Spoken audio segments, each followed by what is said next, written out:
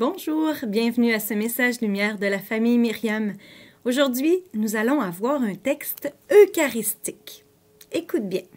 En ce temps-là, les apôtres se réunirent auprès de Jésus et lui annoncèrent tout ce qu'ils avaient fait et enseigné.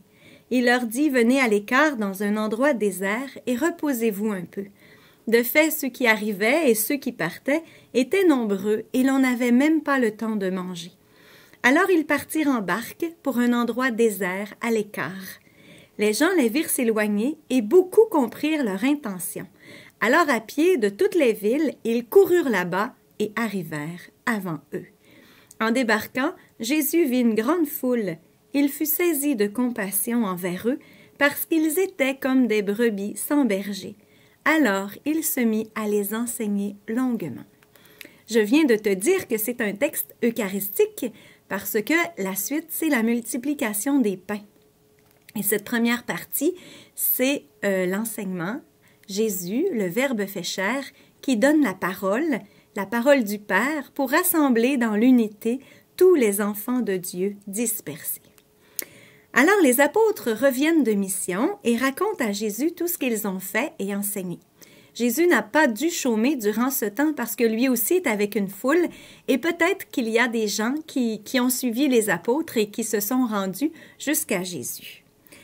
Alors, on n'a même pas le temps de manger tellement qu'il y a du monde et qu'il y a à faire aussi. Ce que je vois dans ce texte, c'est le don total de Jésus. Jésus, il est déjà l'agneau qui sera livré, qui sera complètement donné, complètement offert, et il est aussi le berger qui rassemble les enfants du Père.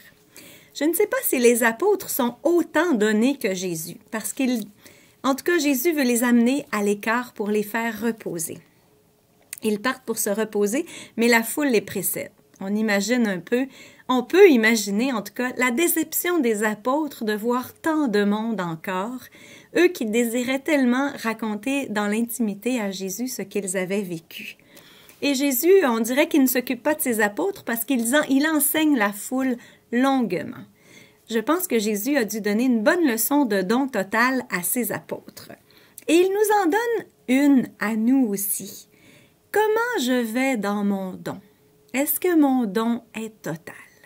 Parce que le don que l'on a à faire au Christ, il est total.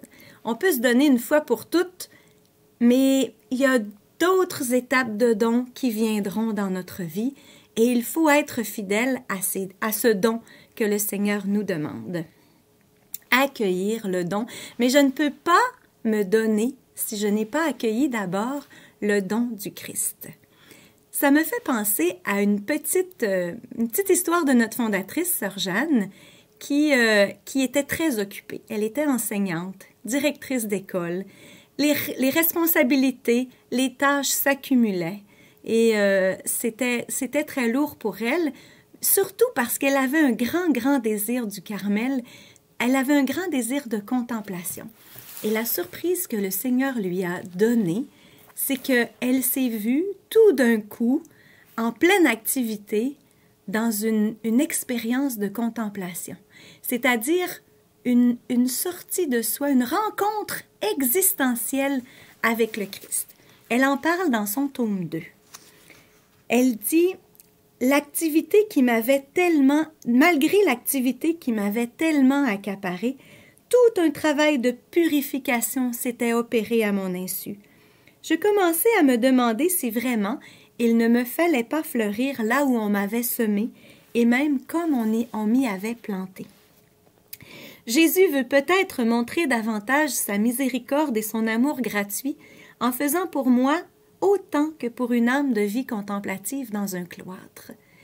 Sœur Jeanne, sa grande découverte, ça a été de voir que la contemplation, c'est-à-dire l'union à Dieu, c'était pas juste pour les carmélites, c'était aussi pour tous les baptisés que Jésus voulait saisir et que quand on lui permet d'agir, bien, on peut rencontrer Jésus là où nous sommes.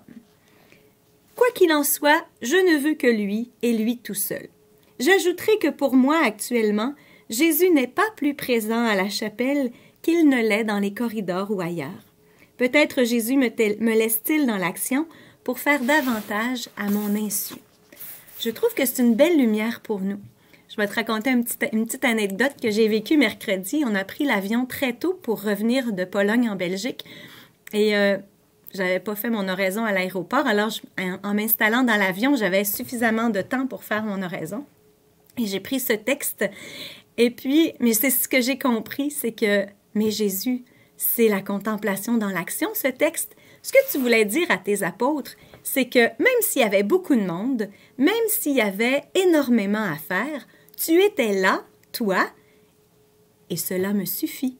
Je suis dans l'avion, je te rencontre, il est très tôt le matin, mais j'avais une grande joie parce que j'étais avec Jésus. C'est tellement simple, on n'a pas besoin de se compliquer la vie avec Jésus.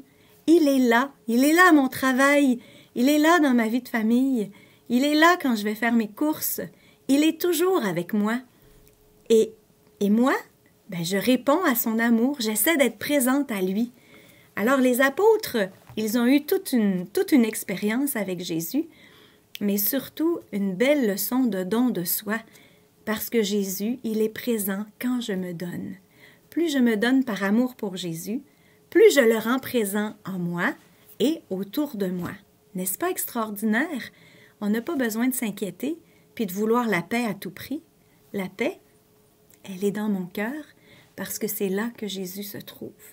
Et c'est là qu'il vient te rencontrer, quelle que soit ton activité. Fais-la en présence du Seigneur.